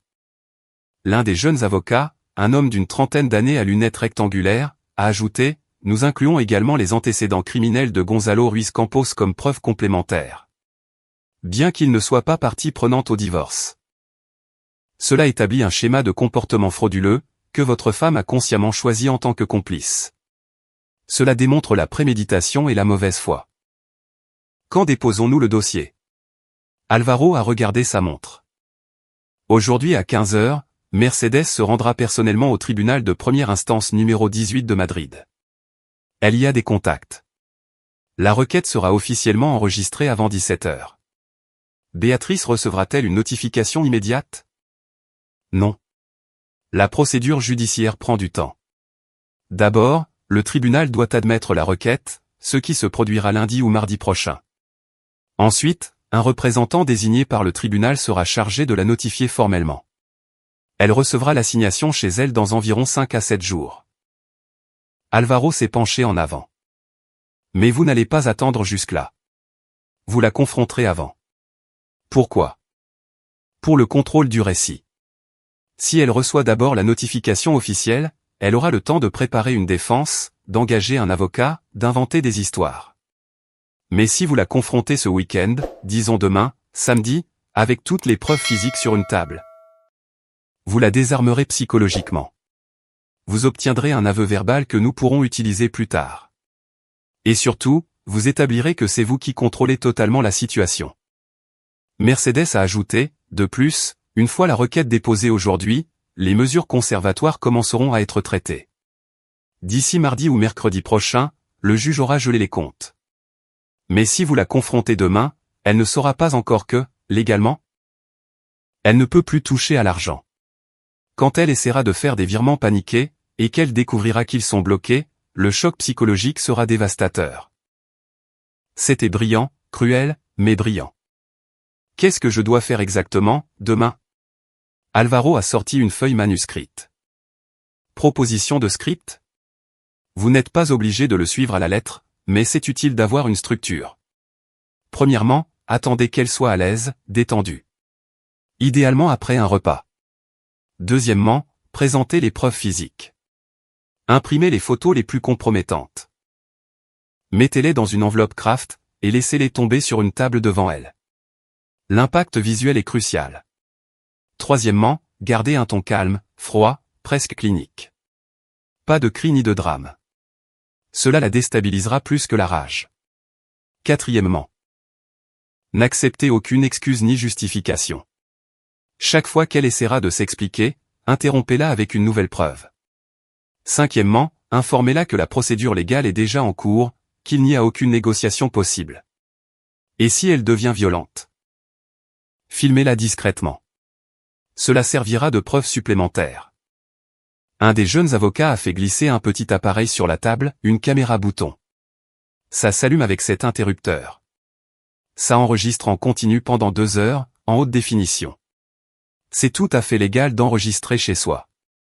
Je l'ai mis dans ma poche. J'ai signé des documents pendant la demi-heure qui a suivi. Des autorisations, des procurations, des déclarations sur l'honneur. Ma signature est apparue 112 fois sur différents papiers, qui scelleraient légalement la fin de mon mariage. Une dernière chose, Ravière. Alvaro m'a accompagné personnellement jusqu'à l'ascenseur. Ce qui va suivre va être émotionnellement difficile. Vous allez voir quelqu'un que vous avez aimé pendant 19 ans s'effondrer devant vous. Il y aura des larmes, des supplications, peut-être des menaces. Restez ferme. Rappelez-vous chaque mensonge, chaque euro volé. Chaque après-midi où vous avez travaillé pendant qu'elle était avec lui. Cette rage est votre bouclier. Les portes de l'ascenseur se sont refermées. Je suis sorti dans la rue Serrano. Un après-midi ensoleillé, une température agréable. Les gens déjeunaient aux terrasses, riaient, vivaient des vies normales. Moi, je marchais avec un dossier bleu sous le bras, qui contenait la destruction méticuleusement documentée de près de 2 décennies. À 15h15, alors que je déjeunais seul dans un restaurant près du bureau, Mercedes Ortiz m'a envoyé un message, requête déposée. Numéro d'enregistrement 847/2024. Procédure officiellement lancée. C'était irréversible. Maintenant. Je suis rentré chez moi à 18h. Béatrice était sur le canapé à regarder la télévision, en mangeant des chips directement dans le paquet. Salut, chérie. Comment s'est passé l'audit? Long, compliqué, mais conclu avec succès. C'est génial. Elle n'a même pas levé les yeux. Son regard était collé à une émission de télé-réalité, où des gens criaient pour des raisons incompréhensibles. Je me suis enfermé dans mon bureau. J'ai imprimé 20 photographies, Béatrice embrassant Gonzalo, entrant dans l'appartement, sortant dans des vêtements différents de ceux avec lesquels elle était entrée. Les relevés bancaires, avec des marqueurs rouges pointant chaque virement irrégulier. Les transcriptions des conversations, où elle me traitait d'idiot, d'ennuyeux, de robot. J'ai mis le tout dans une épaisse enveloppe craft. Demain. Encore 24 heures. Samedi 27 avril 2024. Le jour où 19 ans de mensonges se sont effondrés en 43 minutes. Je me suis réveillé tôt, 7h15.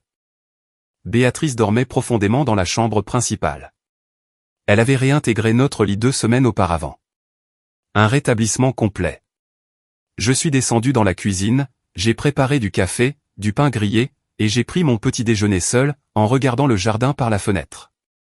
Les oiseaux chantaient, l'oranger était en fleurs. Une belle matinée pour détruire un mariage.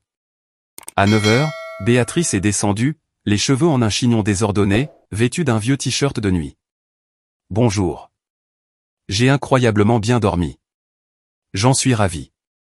Tu veux le petit déjeuner? Oui, s'il te plaît. Je lui ai préparé la même chose que d'habitude, un café au lait, des toasts à la confiture de fraises. Elle a mangé tout en faisant défiler Instagram sur son téléphone, balayant les photos de la vie des autres, sans vraiment me regarder. Tu as des projets aujourd'hui? Ai-je demandé nonchalamment. Non, je pensais rester à la maison et me détendre. Et toi? Nous pourrions déjeuner ensemble. Je vais préparer ces pâtes que tu aimes tant. Ça a l'air parfait. Elle a souri. Insouciante, confiante. J'ai passé la matinée à préparer, non pas le repas, mais la mise en scène. J'ai nettoyé la grande table de la salle à manger, en bois massif, avec ses 6 chaises autour. J'ai fermé les rideaux à moitié, pour créer une atmosphère plus intime, avec moins d'échappatoire visuel. J'ai placé l'enveloppe Kraft dans mon bureau, prête à être descendue. J'ai vérifié que la caméra bouton était chargée. Je l'ai allumée discrètement, et je l'ai fixée à ma chemise. À 14h30, j'ai appelé Béatrice. Chérie, le déjeuner est prêt. Elle est descendue en souriant. Elle s'était changée, portant un jean et un chemisier blanc. Elle s'était légèrement maquillée. Elle sentait ce parfum doux qu'elle avait commencé à porter des mois plus tôt.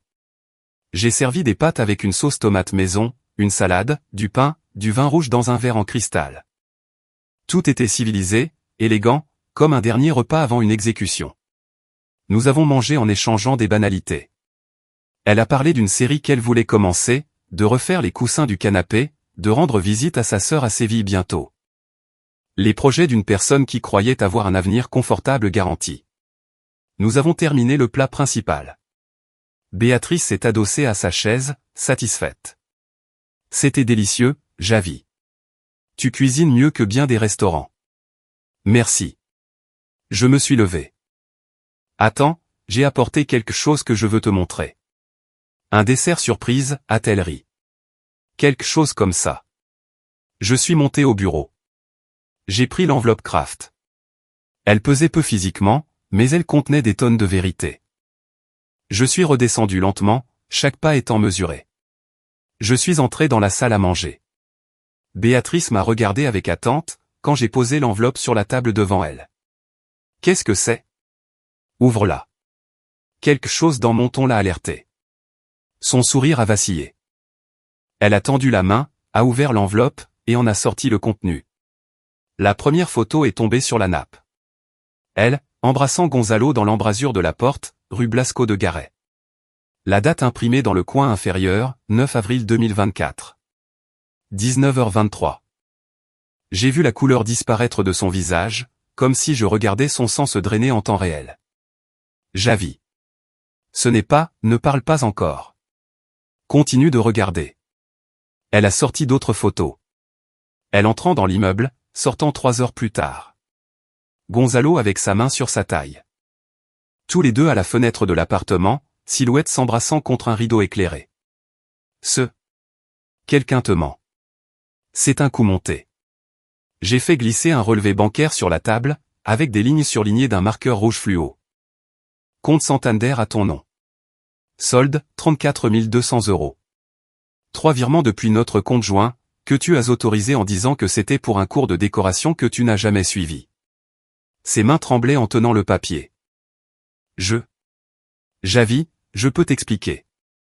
Immobile, exactement comme je l'avais répété, j'ai poursuivi, voici le contrat de location de l'appartement, rue Blasco de Garay, à ton nom. 850 € par mois depuis octobre. 7 mois, 5 950 € de notre argent. J'ai posé la transcription d'une conversation téléphonique. Celle du 27 mars, enregistrée depuis la fenêtre. Ceci est une transcription certifiée de ta conversation avec Gonzalo Ruiz Campos. Je cite, mot pour mot, il est aussi amoureux qu'un petit chiot. Il est tellement ennuyeux, Gonza. En juin, je demanderai le divorce, et j'ai droit à la moitié de tout. Béatrice a lâché les papiers. et a porté ses mains à sa bouche. Ses yeux se sont instantanément remplis de larmes. Non, s'il te plaît. Ce n'était pas comme ça. Ce n'était pas comme ça. J'ai sorti d'autres pages. Rapport complet du détective privé. 237 photographies cataloguées. Surveillance pendant 23 jours consécutifs. Rendez-vous les mardis et jeudis sans faute. 4 samedis supplémentaires, tous documentés avec l'heure exacte. Tu n'étais jamais là. Toujours à travailler, à m'ignorer, à me traiter comme un meuble. Sa voix s'est brisée, mais elle avait une tonalité défensive. Je travaillais pour payer cette maison, pour maintenir le niveau de vie que tu exigeais. Les vacances, les vêtements, les restaurants, la salle de sport où tu as rencontré ton amant. Je n'ai même pas élevé la voix, ce qui l'a déstabilisé encore plus. Mais je ne suis pas venu pour me disputer sur des justifications. Je suis venu t'informer. M'informer de quoi? J'ai sorti un document juridique relié. Requête en divorce contentieux. Déposé hier, vendredi 26 avril à 15 h, au tribunal de première instance numéro 18 de Madrid.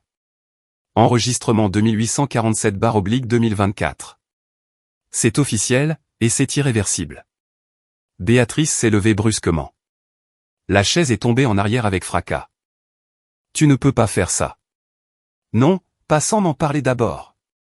Bien sûr que je le peux. Et je l'ai fait. J'ai posé un autre papier. Mesures conservatoires demandées simultanément. Gel de tous les comptes bancaires jusqu'à la résolution judiciaire. Lundi ou mardi, un juge signera l'ordonnance. Tu ne pourras pas toucher à notre argent, ni au tien qui est caché non plus. J'ai vu une véritable panique traverser son visage. C'est. Tu ne peux pas me laisser sans rien. Tu essaies de me laisser sans rien. Je me protège simplement sur le plan légal.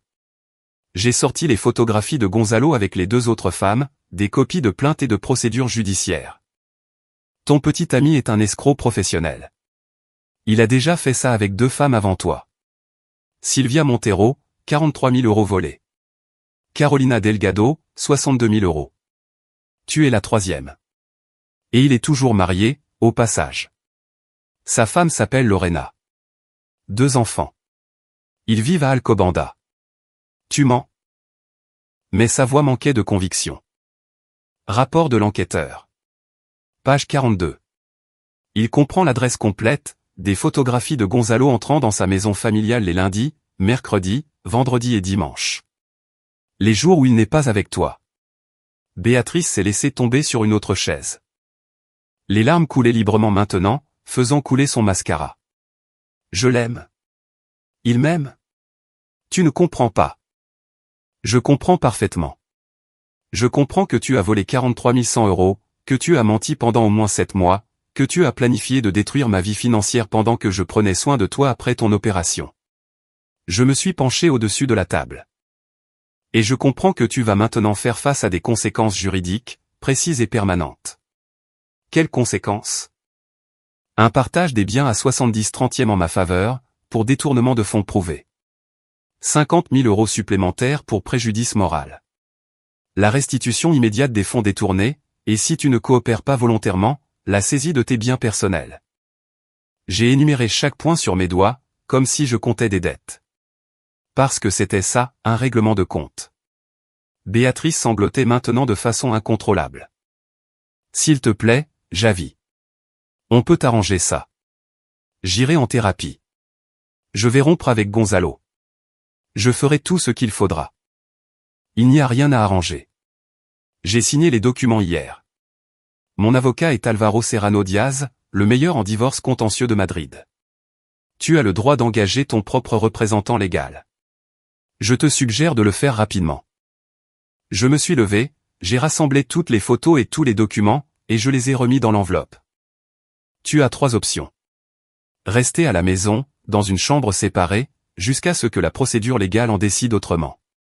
Partir volontairement où tu veux. Ou attendre une expulsion judiciaire. C'est ta décision. Tu ne peux pas me jeter à la rue. C'est encore ma maison aussi. Encore. Mais plus pour longtemps. J'ai marché vers les escaliers. Je pensais que tu étais une meilleure personne, Béatrice. 19 ans, ça méritait mieux que ça. Je l'ai laissé pleurer dans la salle à manger, entouré des restes d'un déjeuner que nous ne finirions jamais ensemble. Les 3 jours suivants furent d'un silence toxique. Béatrice s'est enfermée dans la chambre principale. Moi, je dormais dans la chambre d'amis. Nous nous croisions le moins possible. Elle descendait dans la cuisine quand j'étais à l'étage. Je descendais quand elle montait. Une chorégraphie d'étrangers, partageant un espace physique sans contact humain. Lundi 29 avril, 8h15 du matin.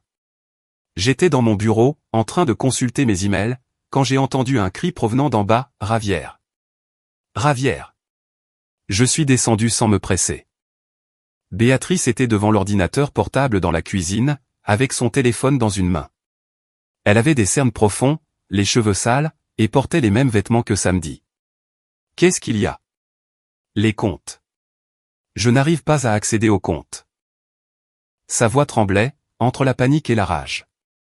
Ça dit, compte temporairement restreint par ordonnance du tribunal. Qu'est-ce que tu as fait? Je te l'ai expliqué samedi.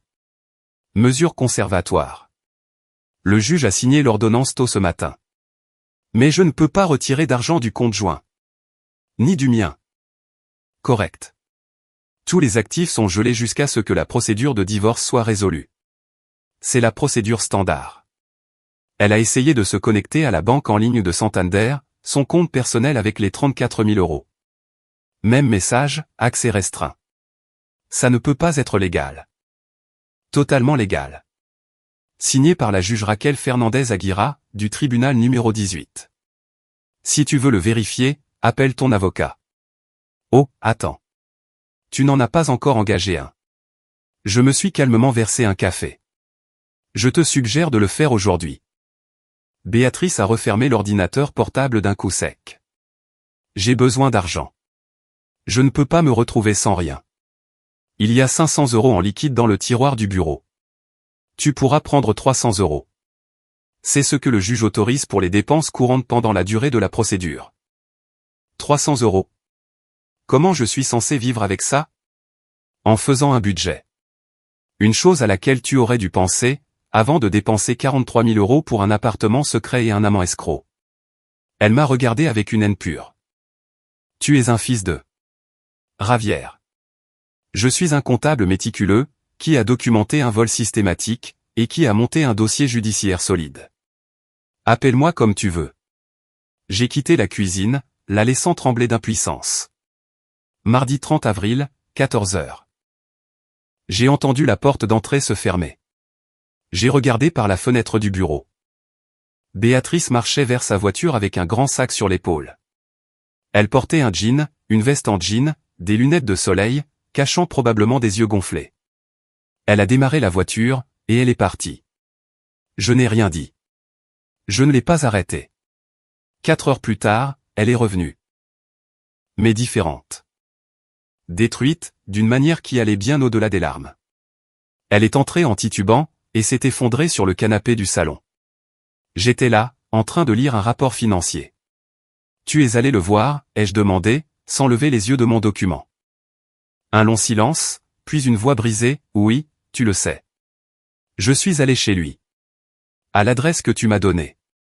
Elle a respiré de façon saccadée. J'ai sonné à l'interphone. Une femme est sortie. Fin de la trentaine, jolie. 2 petits-enfants derrière elle. Je leur ai demandé Gonzalo. Elle a dit, je suis sa femme, qui êtes-vous? Je n'ai pas répondu. J'ai juste attendu.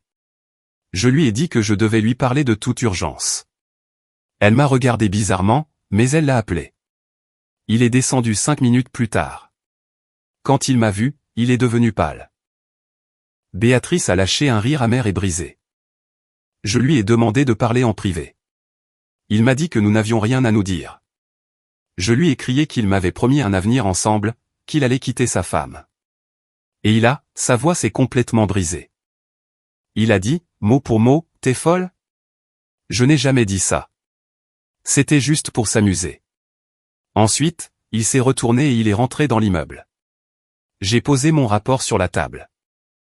Le détective a trouvé des conversations identiques avec 2 femmes avant toi. Même scénario, même promesse. C'est un professionnel, Béatrice. Tu n'es qu'un boulot pour lui. Je l'aimais, a-t-elle sangloté. Je pensais que c'était réel. 43 000 € prouvent que c'était très réel pour lui. Elle s'est couvert le visage de ses mains. J'ai tout gâché. 19 ans avec toi, notre mariage, notre maison. Et pourquoi? Pour quelqu'un qui m'a utilisé comme une idiote? Oui. C'est tout ce que tu vas dire? Oui. Je l'ai enfin regardé. Qu'est-ce que tu veux que je te dise, Béatrice? Que je te pardonne? Qu'on oublie tout et qu'on passe à autre chose? Ça ne marche pas comme ça. Tu as choisi de me trahir systématiquement. Tu as choisi de voler notre argent. Tu as choisi de planifier ma destruction financière. Pendant que je prenais soin de toi après ton opération. Maintenant, tu en subis les conséquences. On pourrait essayer, non? Il n'y a pas d'essai. J'ai déjà signé les documents. La procédure légale est en cours. Dans environ 9 mois. Nous serons officiellement divorcés. Je récupérerai 70% des biens que j'ai construits en travaillant pendant que tu planifiais ma trahison. Tu recevras 30%. Bien plus que ce que tu mérites honnêtement. Elle s'est levée du canapé, chancelante. Combien de temps puis-je rester ici, jusqu'à ce que le juge n'en décide autrement? Probablement 2 ou 3 mois. Ensuite, tu devras trouver un autre endroit. Je n'ai pas d'argent pour un loyer. Tu obtiendras ta part du divorce, à la fin. D'ici là, c'est ton problème, à toi de le résoudre. Elle a monté les escaliers lentement, chaque pas semblant lui peser. Je l'ai entendu fermer la porte de la chambre, puis j'ai entendu des pleurs étouffés à travers les murs, des murs qui n'étaient plus assez épais pour cacher quoi que ce soit. Mercredi 1er mai. Béatrice est descendue avec 2 grosses valises. Je m'en vais. Pour aller où? Chez ma sœur, à Séville. Temporairement. Je ne peux plus rester ici. Comme tu voudras. Elle a chargé les valises dans la voiture. Elle est revenue chercher une dernière boîte de chaussures et de livres.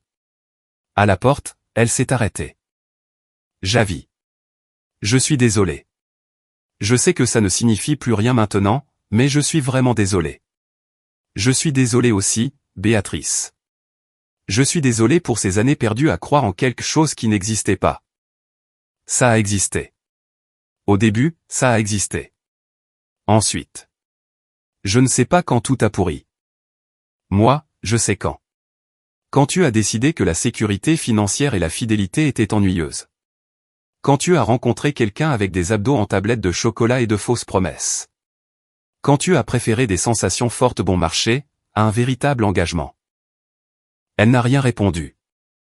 Elle a juste chargé la dernière boîte et a fermé la porte. J'ai regardé par la fenêtre la voiture disparaître au bout de la rue.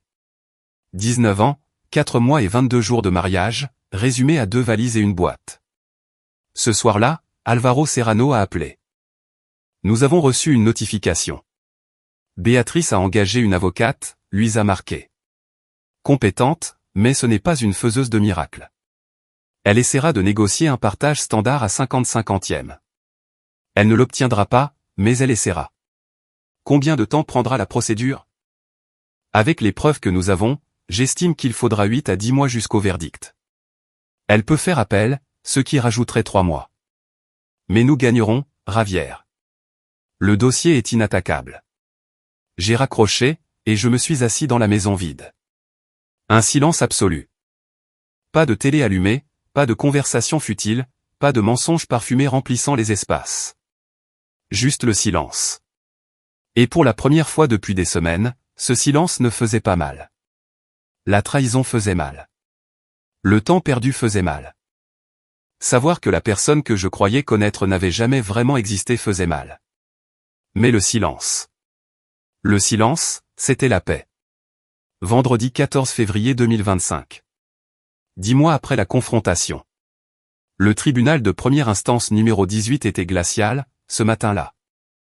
De hauts plafonds, de grandes fenêtres qui laissaient entrer la lumière d'hiver, des couloirs en marbre qui amplifiaient chaque pas. Alvaro Serrano m'attendait dans la salle 3, avec sa serviette en cuir et un air de victoire contenu.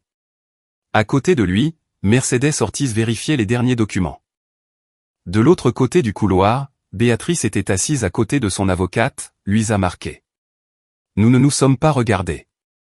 10 mois de procédure judiciaire, d'audience, de déposition, de rapport d'expertise comptable. Chaque euro traqué, chaque mensonge documenté, chaque rencontre avec Gonzalo présentée comme une pièce à conviction numérotée.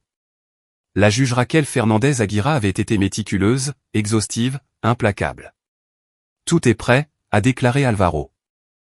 Le verdict sera lu dans 15 minutes. Nous connaissons déjà le contenu préliminaire. C'est favorable.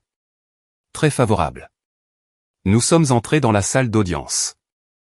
Du bois sombre, les armoiries de l'Espagne au mur, une estrade surélevée d'où la juge allait lire le verdict, qui changerait définitivement de vie. La juge Fernandez est entrée, fin de la soixantaine, robe noire, lunettes à double foyer. Elle avait cette autorité tranquille, propre à quelqu'un qui a vu toutes les manières possibles dont un mariage peut s'autodétruire. Jugement dans la procédure 2847/2024. Divorce contentieux entre Javier Molina Sanchez et Beatriz Vega Ortega. Elle a lu la résolution pendant 23 minutes. Un jargon juridique dense, mais des conclusions limpides. Premièrement, divorce accordé en raison de la rupture irréversible du lien matrimonial, et des causes prouvées d'infidélité avec détournement de biens communs. Deuxièmement, partage des biens, 72% pour le plaignant, Javier Molina Sanchez, 28% pour la défenderesse. Beatriz Vega Ortega. Basé sur la mauvaise foi prouvée, la dissimulation d'informations financières, et le détournement systématique des fonds conjugaux. 72% de 750 000 euros, 540 000 euros. Béatrice recevrait 210 000 euros. Troisièmement, indemnisation pour préjudice moral de 50 000 euros en faveur du plaignant, compte tenu du niveau de préméditation et de la tromperie prolongée, sur une période minimale documentée de 7 mois. Quatrièmement, ordonnance de restitution immédiate des 43 100 euros détournés. Déduit de la part correspondante de la défenderesse dans le règlement des biens. 210 000 euros moins 43 100 euros, 166 900 euros restants pour Béatrice. Moins de 25% du patrimoine total. Cinquièmement, frais de justice à la charge de la défenderesse, en raison de la témérité avérée de sa défense. J'ai regardé Béatrice. Elle était pâle, rigide, fixant le vide droit devant elle, sans expression. Ces 10 mois lui avaient enlevé quelque chose de fondamental. Pas seulement de l'argent. De la dignité, peut-être. Ou l'illusion que ces actes n'auraient pas de conséquences réelles. La juge a fermé le dossier. Jugement définitif. Appel possible dans un délai de 20 jours. Luisa Marquet a chuchoté quelque chose à l'oreille de Béatrice. Elle a secoué la tête. Il n'y aurait pas d'appel. Elle savait qu'elle perdrait. Nous sommes sortis du palais de justice. Soleil de février, air frais. Madrid bouillonnait de sa vie normale, tout autour de notre petit drame juridique résolu. Félicitations, Javier. Alvaro m'a serré la main. Une sentence exemplaire. La juge a reconnu chaque argument que nous avons présenté. Merci pour tout. Le règlement des biens prendra environ 6 semaines. Après cela, vous aurez tout. La maison, l'entreprise, les investissements. La liberté totale. Nous nous sommes dit au revoir sur les marches. Je suis retourné seul à la voiture. J'ai conduit sans but pendant une demi-heure, en assimilant le fait que 19 ans s'étaient résumés à 23 minutes de lecture judiciaire. Un mariage transformé en bilan, où j'avais récupéré 72%. Mais j'avais perdu quelque chose qu'aucun juge ne pouvait quantifier, les années où j'avais cru construire quelque chose de réel. Pourtant, j'avais aussi gagné quelque chose d'inestimable, la preuve qu'observer, documenter et agir de manière stratégique fonctionne. Que les chiffres ne mentent pas. Que la méticulosité finit par triompher de la trahison. Samedi 22 février, 16h30. Je suis retourné à l'hôpital universitaire La Paz, non pas comme visiteur auprès d'un patient, mais comme un homme reconnaissant qui tenait sa promesse. Je suis monté au 3e étage, chambre 311. J'ai frappé doucement. Entrez. Don Esteban Romero Gil était assis dans un fauteuil près de la fenêtre, en train de lire un journal. Il n'était plus hospitalisé. Il vivait dans une résidence voisine, et venait à l'hôpital chaque semaine pour de la kinésithérapie, à cause d'un problème de hanche. Mais il avait gardé l'habitude de passer ses après-midi dans cette chambre, où les infirmières le connaissaient et l'autorisaient à rester. Ravière. Il a souri en me voyant. Vous êtes ponctuel, comme toujours. Vous avez apporté le vin? J'ai sorti une bouteille de Rioja Reserva de mon sac. Un millésime Ribradel Duro 2020. Juste comme vous l'aimez. Excellent. Asseyez-vous, mon garçon. Je lui rendais visite tous les mois, depuis le mois de mai. 11 visites. À chaque fois, j'apportais du vin et ma gratitude. Nous parlions de tout, de politique, de football, de ses petits-enfants, de mon travail. Et fatalement, toujours de cet avertissement dans le couloir, qui avait sauvé ma vie financière. Comment s'est terminé le procès, a-t-il demandé. Jugement définitif, il y a 8 jours. 72% des biens pour moi. Maison, entreprise, investissement. Tout est protégé. Je suis heureux que vous ayez fait ce qu'il fallait. Pas de vengeance émotionnelle, juste une froide justice légale. Il a hoché la tête avec approbation. Et elle? Elle vit à Séville avec sa sœur. Elle travaille comme réceptionniste dans une clinique dentaire, dans un petit appartement loué. Elle recevra 166 900 € après le règlement. Assez pour recommencer, pas pour vivre confortablement sans travailler. Et l'amant, Gonzalo, a été poursuivi par sa femme. Lorena, pour détournement de fonds conjugaux, une procédure pénale distincte. Il paiera probablement une forte amende, et perdra la garde partagée de ses enfants. Lorena obtiendra tout dans leur divorce. Don Esteban a eu un rire sec. 3 trahisons, 3 défaites. Il y a une justice poétique là-dedans. Il a versé du vin dans des gobelets d'hôpital en plastique. Nous avons trinqué à la vérité qui libère, a-t-il dit. Aux vieux courageux, qui préviennent les inconnus dans les couloirs. Nous avons bu. Le vin était bon, doux, avec ce goût du temps bien employé. Vous savez ce qui est le plus étrange, Don Esteban? Elle ne me manque pas. L'idée que je me faisais d'elle me manque, la femme que je croyais avoir. Mais la vraie personne, la femme qui m'a volé et m'a menti pendant des mois. Elle ne me manque pas du tout. Parce que cette personne n'a jamais vraiment existé, ou a cessé d'exister il y a longtemps. Et vous ne vouliez pas le voir. Il m'a regardé avec ses yeux gris pleins de la sagesse accumulée. La tromperie la plus dangereuse, c'est celle que l'on se raconte à soi-même.